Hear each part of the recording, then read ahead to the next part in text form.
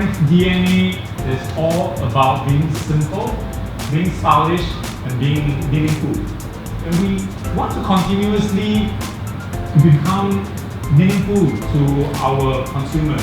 And it's through situations like this, opportunities like this, that we hope to again have the occasion to speak to you, listen to you, to exchange ideas with you, and also have this platform for you to exchange ideas among yourself. I want to introduce the first speaker, who is standing on my right side, and Michael Yue, who is from Google. So how many of you are currently working right now? Okay. How many of you are in your first job? Okay. Second job? Okay. And how many of you have changed jobs in the last year? Oh, not too much. Pretty good. Pretty good. You know, when Tin Kin and I we were brainstorming a little bit about what the topic should be today, he asked me about the culture at Google, right? And everyone loves to focus about that culture and all the things that we have at the organization. But if I reflect back in my career, there's a couple key things that I want to share with you today, because it's not just about Google. It's about your path, your journey. And so we were reflecting about how we really believe that great culture starts with you, right?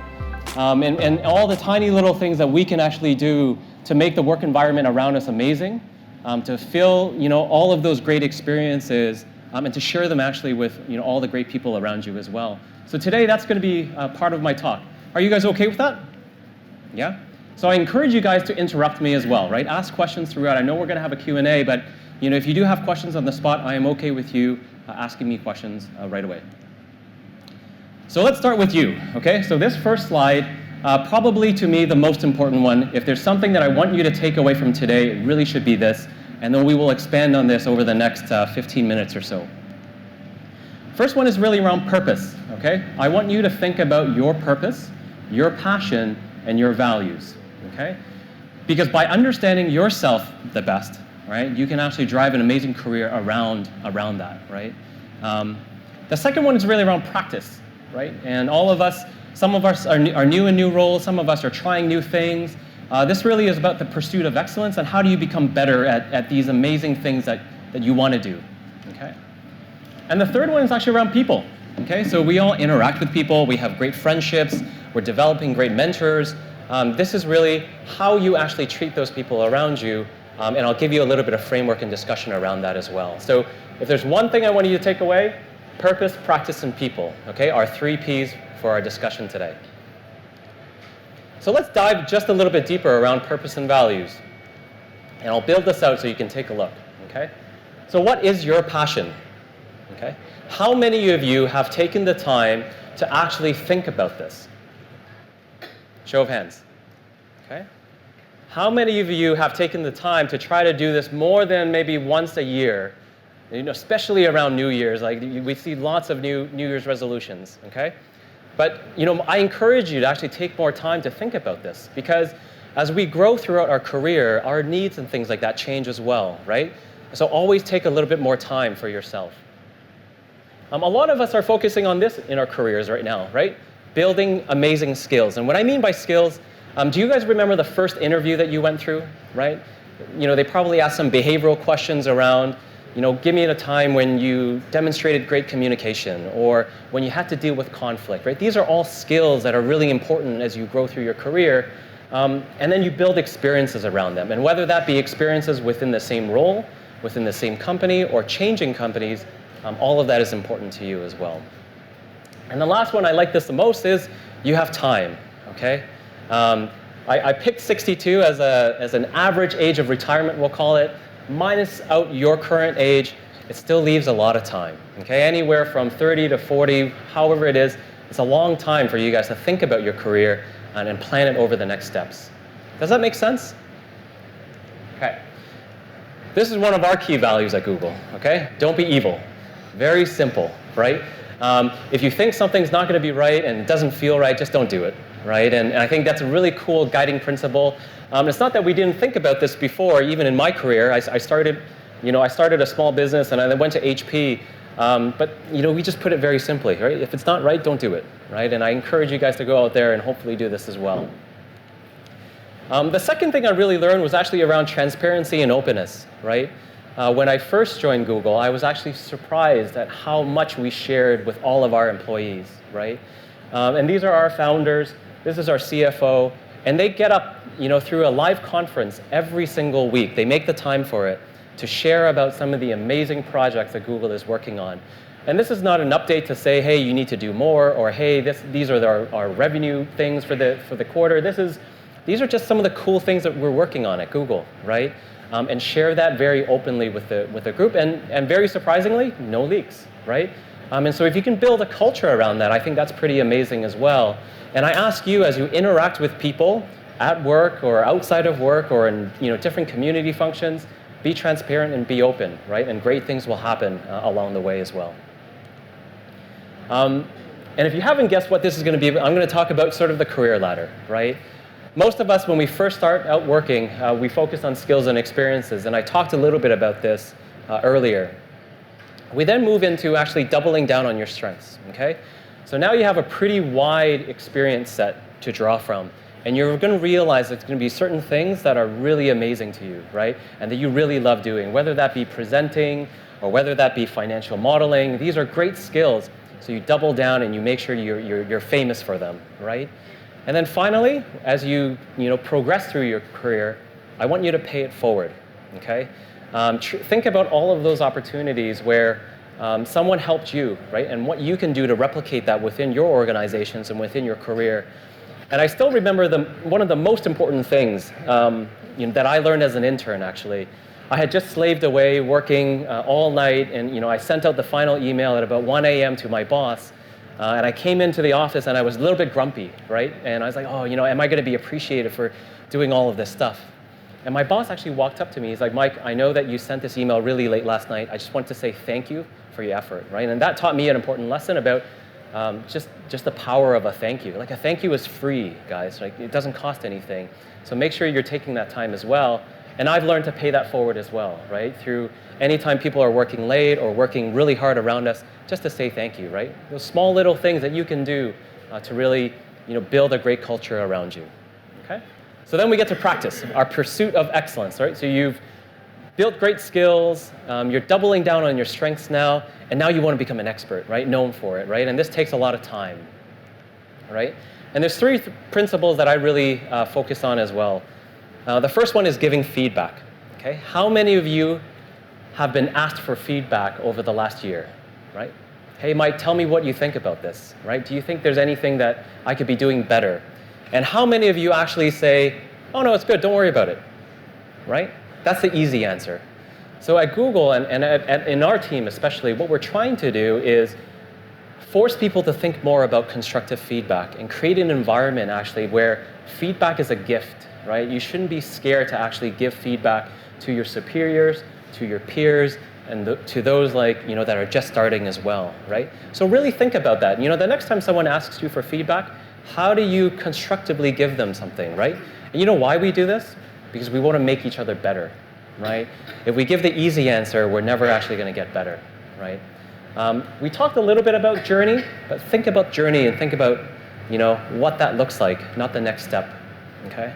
One of the most important things that a recruiter told me as I was going through my process and joining Google was how long I spent at HP, right? I spent about 7 years there through many different functions, right? And they said to me that showed them that you recognize that you can build amazing skills actually within the company, right? And that you don't have to jump to another company to go and do this, right? Sometimes you do, most of the time you don't, right? You'll be surprised that your company actually wants to keep you there. So start that dialogue and think about the journey, not only in your career, but outside your career as well. And finally, embrace failure, right? We will all make mistakes. We will all fail at something. And I would guarantee, I would actually say that you probably haven't grown if you haven't failed at something, right? The trick is actually to fail fast and forward, right? And what have you learned from it, right? And what do you take it into, your future roles and your future career? And then how do you share those experiences with people as well? And for those of you who haven't read this book, I think it's a very interesting book, but there's a principle around the 10,000 hour rule, right? So you have to do something for 10,000 hours to be good at something. But what does 10,000 hours really mean, right? Like, how many days is 10,000 hours? Any guesses?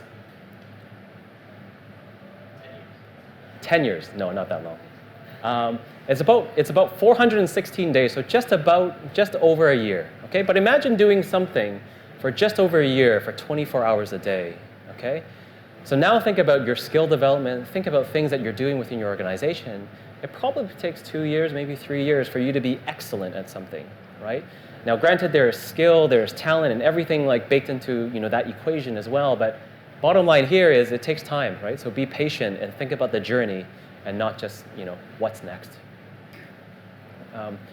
And then very quickly, I'll touch on how Google likes to think about solving big problems, right? And we call them Google Moonshots, right? And it really comes from our Google X division, which is incubating a lot of new stuff for us, right? And the whole principle behind this is that it's not about incrementality, right? So I don't want to go and fix something by 10%. I want to actually go and try change 10 times with that, right? And a perfect example of this is, a car engine, right? If you want better fuel economy for 10%, you will probably tweak things here and there just a little bit. Maybe you add in, a new special oil, and you get better fuel efficiency. But if you wanted to create an engine that was truly 10 times better, probably there's no roadmap for that, right? You probably have to investigate new products, what are some of the new breakthrough technologies to really drive that change, right? So as you think about your goals, and some of you will leave here and become amazing entrepreneurs and truly change the world, think about how you set your goals as well. And you know what? If you set a goal that's like 10 times and you fail, but you progress enough, that's still a win, right? And we fail fast and we fail forward and we continue to learn from that, right? So I ask you to think about that. If you want to learn a little bit more about Google X, go to the website called solve4x.com, okay? And really the three things that we look at is really around, what's a huge problem, what radical solution might be out there, and some cool breakthrough technology, and we feel that that is the sweet spot. And internally, we have this thing, it's called the toothbrush test, okay? So hopefully, you guys will brush your teeth at least 2 to 3 times a day, hopefully, okay? But that's a huge impact, right? So when they're creating products, we actually want to create products that have that kind of impact on you in your daily lives as well, right? But all of this stuff is pretty interesting, so I encourage you to go and take a look. Hopefully come away a little bit inspired as well. And the last project I'll talk about is actually Project Loon. How many of you have heard of Google's Project Loon? Some of you, okay, great. This really is actually internet weather balloons that we were putting up into the atmosphere, and we're using wind current information to have these balloons travel around the world and bring internet access to regions that might not traditionally have internet access. And I think we're very lucky here in Singapore where we have the fiber connection here, fast internet, but really if you think about it in a global context, there's only about 2.5 billion people that have access to the internet. There's probably another 4.5 billion people or so, maybe 5 billion, that still don't have internet. And you think about all the information that you have at your fingertips on your smartphone. There's a lot of people that still don't have that, right? And we hope that this, in some way, will help bring internet access and share some of that information to regions that don't have it today. But one of the coolest projects, I think, if you want to, you can Google this, find a little bit more information about it. But this is my favorite project at Google. And I'll close on this last pillar, right? So we've talked a little bit about purpose now. We've talked about practice. Now I want you to think about people, okay? So the people around you, there's influencers, okay? When you retire, and if you're fortunate enough to be able to call back those people that have really influenced you in your career, there's probably just a handful, right? There's maybe 5, 7 of them that have really, really helped you in your career. Think about that and try to find who those people are as you go about working with people. The second is really around two-way relationships, okay? So don't just take things for granted, right? Don't just ask people for things, but how do you reciprocate? And how do you bring people that complement your skills? Maybe someone is a much better seller or presenter, and you're way better at financial analysis and planning. How do you surround yourself with these people that have complementary skills and build two-way relationships? And the third is around mentors. We talk a lot about mentors and how every great leader has mentors behind them. But there's a very interesting philosophy from this book, right? And Sheryl Sandberg is ex-Google, now at Facebook, right? And she says, look to all levels, right? Those that are more senior, those that are in your working group, And she firmly believes that you shouldn't have to ask someone to be your mentor, right? If you're building the right relationship with them, they will naturally become your mentor, right? And think about it that way as you go, and build your relationships with people out there today. And I'll give you a small example here at Google about how each of us can make a huge difference on the world, okay? So someone on my team decided that she wanted to go and measure how happy people were in our company. So she created a very simple interface that really had 4 questions daily that were very simple to click and answer, right? So have you made a difference today? Will I grow as a person today? Very simple, basic questions, right? And it's pretty amazing because we can map this information now over a period of a year, and we can very quickly see that when there's great food coming out in the cafeterias, people are much happier, right? Or on Mondays, people are way happier than on Thursday, and then they get happy again on Friday. But what does this do, right? This helps us have information to go and figure out how we communicate to our employees better, how we communicate to our team members, okay? And this has been so successful that they are rolling this out globally across other teams at Google. And you know what? It started by one person asking a very simple question. And just how do I measure happiness, right? And she learned to code on her own. This was her 20% project. And she's been able to have a huge impact, on culture, through our organization as well, okay? But a very cool example of measuring happiness. We talked a little bit about this, answering big questions in a tiny little way. So I'll close on this, okay? And I opened on this as well. Each of you will leave here today, go back to your jobs, start new companies. Think about your purpose and your values and what you want to stand for, because if you truly understand yourself, you will have an amazing career. And then get really good at something, right? Practice. And practice makes practice makes perfect, yeah. And your pursuit of excellence. And then really, think about the people around you, right? I'm a strong believer of relationships. Each of you should go out there and really build great relationships with those around you. And you'll have a great time doing it, okay? And that's it. That's my framework. So great culture really starts with you today. So thank you. Great, thank you. Okay, now the opportunity to fire Michael some questions. Just wondering, any of you have any questions in mind?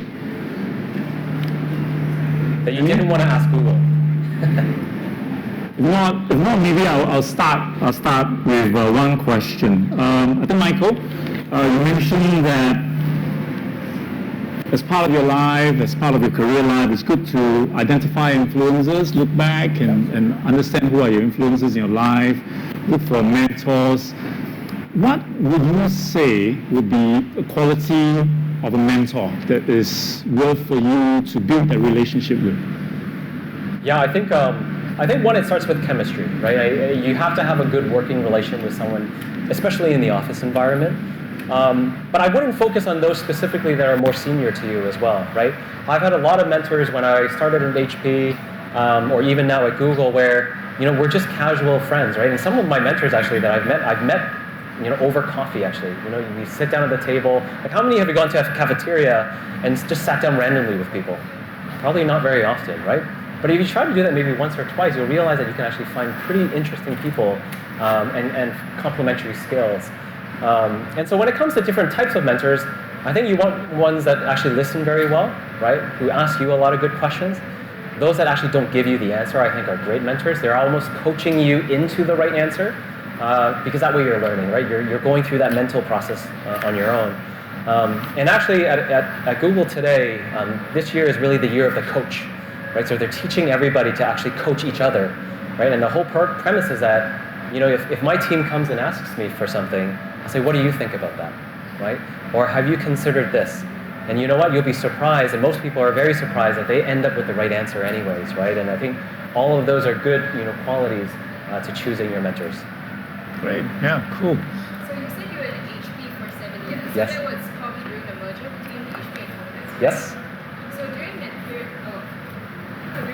of time, when would you say it's a good time to move company, or when is it a good time to stay?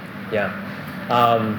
So when I went through that transition, it was actually very difficult for me. I loved HP actually, and my first discussion actually with Google was, I love HP, right? And as they went through the merger and they went through a whole bunch of different structural changes, lots of stuff happened, right? And I think when this opportunity came out, because I think the premise of the question is how do you know when to switch, right?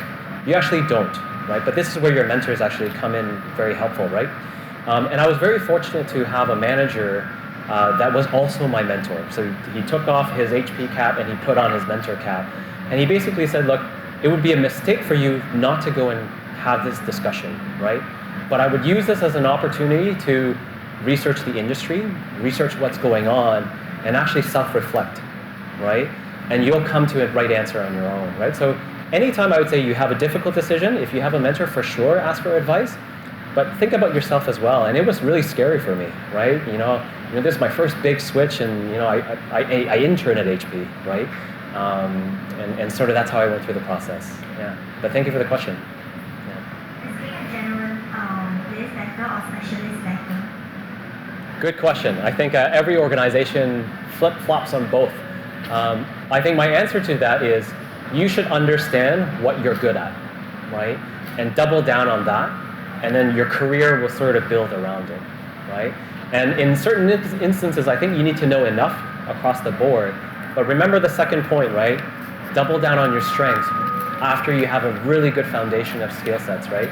And do that evaluation. Like if you don't have enough, experience in public speaking or in negotiating or whatever it is, right? Try to get some of those experiences. But there's going to be a couple that you love, and keep doing more of that. And I think you'll have a fantastic future. Turn back time to when you're 20 years old, what's one piece of advice you tell yourself? And then you keep like Yeah. Over the last couple of years, I've spent a lot of time reflecting, right? And I don't know if it's a function of getting older or getting married or whatever it is, right? But I would ask myself and tell myself to think more, right? Like, take the time. We are all very busy, right? And if you just took an hour, once a month even, to think about your career, your life, are you happy, skills I want to develop, all that kind of stuff, I think you will be happier, right? And I guess that's what I would tell myself. And I tell my team to do a lot of that now too. So, yeah. Between being competent and being likable, which do you think is more important? What was that first? Being competent, yes, or being likable? Yes. Can you not be both? Assuming you only have one choice, because you have the three P's, like purpose, People and practice. This is the quiz. Purpose, practice, and people. So if you only can have either practice or people, which would you? Good question. I think I would go with people. I think people are very important, those around you. Even if you're not fully there yet, people around you can actually help get you there. So if you surround yourself with really amazing people and you treat them well, I think it will pay dividends forever. Yeah, good question.